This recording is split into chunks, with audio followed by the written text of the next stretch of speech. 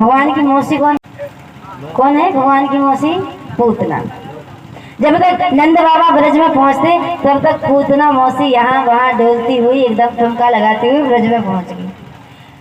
अब यहाँ पर पूतना मौसी ब्रज में गई क्यों है? कहते कंसेन प्रेता घोरा पूतना बाल घातनी। कंस की प्रेरणा से ब्रज मंडल में पहुंच गई और जैसे ही ब्रज में पहुंची आज पूतना इतना सुंदर सुहावना रूप बना करके गई है, ऐसा लग रहा है मानो स्वर्ग से लक्ष्मी मैया ब्रज मंडल में आ गई। इतना सुंदर सुहावना रूप बना करके ब्रज में पहुंची और जैसे ही ब्रज में पहुंची 4-5 गोपियां इकट्ठी होकर के भगवान के दर्शन करने को जा रही थी। पूतना को लगता है कई गोपी को पूत भयो है और मेरा तो नाम ही पूतना है, इनके साथ में चली जाती हूँ। गोपियों के झुंड में मिलकर के पूतना मैया यशोदा के यहाँ पहुँच गई और जैसे ही मैया यशोदा के यहाँ पहुँची जाकर के मैया यशोदा को बधाई देने लगी। अरे मैया यशोदा बधाई हो, महारानी नंदरानी बधाई हो बधाई हो। मैया यशोदा अचंभे में पड़ गई। अरे गोपी कहाँ से आई हो, कौन हो? अब यहाँ पर पूतना ने कहा देखो परिचय मत पूछो, यहाँ समझ लो कि मैं तेरे लाला की मौसी हूँ मौसी। और जैसे ही मैंने सुनी कि तो 80 वर्ष की डोगरी को छोरा भयो है, मुझको लगे कि चलो यशोदा को बधाई दे के अजब ने अपने लाला को मुख तो दिखाई दे। अब मैया यशोदा आश्चर्य में पड़ गई, कह रही है मैं तेरे लाला की मौसी हूँ लेकिन मैं तो यहाँ को जानती नहीं हूँ। अब मैया यशोदा को लगा होगी कोई चचेरी ममेरी पपेरी, मैं नहीं जानती होंगी और अगर सीधे इससे पूछ लिया तो बुरा मान जाएगी कि हम तो बधाई देने आए थे। यहाँ मैया यशोदा तो प्रश्न पर प्रश्न किए जा रही हैं। कहा मैया यशोदा ने गोपी जरा यहीं बैठ, मैं तेरा मुंह मीठा कराने के लिए मिठाई लेके आऊँ, भीतर देख पालने में लाला सोया हुआ है, जगाइयो मत। अब मैया यशोदा तो मिठाई लेने को भीतर चली गई। यहाँ पूतना ने देखा मौसी हूँ माँ जैसी हूँ, लाला के पास पहुँच गई, पालने के पास पहुँची और जैसे ही लाला को देखा सोचने लगी अब मौसी हूँ माँ जैसी हूँ, मौसी अर्थात माँ जैसी, तो तनक अपने लाला को दूध पिला दो।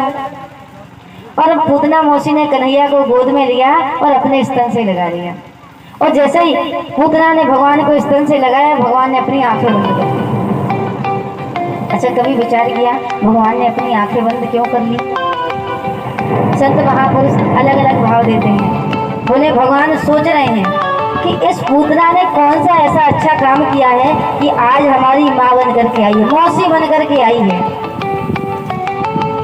तो ये जो पूतना है ये पूर्व जन्म में इसका नाम था रत्नमाला और ये किसकी बेटी थी? राजा बलि की, जिसकी कथा आप सबको तीसरे दिवस की कथा में सुनाई थी। वही राजा बलि की बेटी थी रत्नमाला। और जब वामन भगवान छोटे से थे रूप लावण्य है और जैसे ही वामन भगवान राजा बलि के द्वार पर पहुंचे रत्नमाला देख करके मोहित हो गई, काश ऐसा पुत्र मेरा होता। भगवान ने कहा तथास्तु, ये इच्छा भी तेरी पूरी। और जब वामन भगवान ने राजा बलि से 3 पग भूमि में सब कुछ मांग लिया था, एक पग भूमि में संपूर्ण आकाश, दूसरे पग में संपूर्ण पृथ्वी और तीसरे पग में स्वयं राजा बलि के तन को भगवान ने नाप लिया था, तब उसी रत्नमाला ने कहा था कि अगर ऐसा पुत्र मेरा होता तो दूध में विष मिला करके पिला देती। भगवान ने कहा पहले तो माँ बनने का वचन ले लिया, अब ये इच्छा भी तेरी पूरी। और आज वही रत्नमाला राजा बलि की बेटी ब्रजमंडल में पूतना बन करके आई है। एक तो ये भाव है। दूसरा भाव है कि भगवान शंकर जी को बुला रहे हैं। बोले प्रभु आप विष पीने में एक्सपर्ट हो, हम तो ब्रज में इसलिए आए थे माखन मिश्री खाएंगे, मिठाइयाँ खाएंगे, माखन खाएंगे, लेकिन यहाँ तो जन्म लेते ही विष पीने को मिल रहा है। बोले जब प्रहलाद को विष पिलाया गया तब आपने पान किया, समुद्र मंथन किया गया तब आपने विष को पान किया, मीरा को विष पिलाया गया तब आपने पान किया, प्रभु इस विष का भी पान करिए, इसको भी आप पीजिए। एक तो ये भाव है कि भगवान ने इसलिए आंखें बंद कर ली। तीसरा भाव है कि भगवान ने इसलिए आंखें बंद कर ली कि अगर मेरी नजरें अगर पूतना से मिल जाती तो फिर भगवान को पूतना से प्रेम हो जाता और प्रेमी को मारना संभव नहीं है। आप कभी वृंदावन गए हो, बांके बिहारी मंदिर, वहाँ आपने देखा होगा जो वहाँ के पुजारी रहते हैं हर 2 मिनट में पर्दा बंद करते हैं। बोले क्यों? बोले इसलिए पर्दा बंद करते हैं कि अगर भक्त की नजरें बिहारी जी से मिल जाएं तो ये भक्त के पीछे पीछे भाग जाते हैं वृंदावन छोड़ करके। पीछे पीछे या तो भक्त बावरा हो जाता है या फिर ये भक्त के पीछे बावरे हो करके उनके साथ में चले जाते हैं। इसलिए बार बार पर्दा लगाया जाता है। और भगवान यहाँ पर इसलिए आंखें बंद कर ली, कहा कि अगर मैं पूतना को देखता तो फिर मुझे पूतना से प्रेम हो जाता और प्रेमी को मारना उचित नहीं है। इसलिए भगवान ने अपने नेत्र बंद कर लिए और कहते हैं कि भगवान की जो तिरछी नजर है, आपने एक धनुष देखा होगा, धनुष सबने देखा ना। श्री जयदेव जी वर्णन कर रहे हैं, धनुर्पांग तरंगी तानी, एक धनुष होता है और जब उस धनुष से बाण छोड़ा जाता है तो वो किसको घायल करता है? दुश्मन को, शत्रु को घायल करता है। और हमारे बिहारी जी के नेत्र हैं, इनके जो नयन है किसको घायल करते हैं? भक्तों को, उनके प्रेमियों को घायल करते हैं।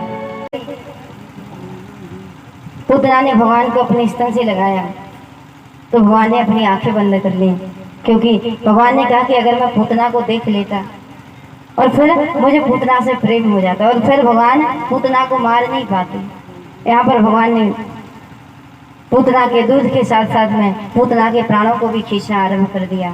जैसे ही पूतना के प्राण खींचने लगे, पूतना घबराने लगी, चिल्लाने लगी और लाला को गोद में लेकर के आकाश में उड़ती जा रही, चिल्लाती जा रही है, सामुंच मुंचाल मते प्रकाशनी, अरे कन्हैया मुझे छोड़ दे, अरे कन्हैया पूतना मौसी तू कन्हैया को जानती नहीं है, या तो मैं किसी को पकड़ता नहीं हूँ और अगर एक बार पकड़ लेता हूँ तो फिर उसे छोड़ता नहीं, आपको उद्धार करके ही छोड़ेंगे। भगवान ने पूतना के प्राणों के साथ साथ में, पूतना के दूध के साथ साथ में पूतना के प्राणों को भी खींचा और पूतना का वहीं बड़े उपवन में गोविंदाय नमो नमः हो गया। और जितना पूतना का विशाल शरीर था, पूतना का विशाल देह था, एक और 6 कोस में जितने भी वृक्ष थे सब टूट गए। और जैसे ही पूतना का उद्धार हुआ और भगवान ने पूतना को बड़ी अद्भुत गति प्रदान की है। कौन सा मोक्ष दिया है? जो भगवान ने अपनी मैया यशोदा और मैया देवकी को मोक्ष प्रदान किया है, वही भगवान ने पूतना को दिया है।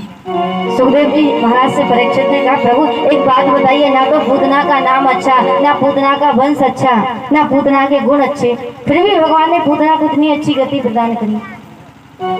सुखदेव जी ने कहा, राजन हमें और आपको ये पता नहीं है कि भगवान हमारे कौन से गुण पर रीझ जाएंगे, न जाने कौन से गुण पर दयानिधि रीझ जाते हैं। हमें पता नहीं है कि हमारे किस गुण पर प्रभु रीझ जाएंगे।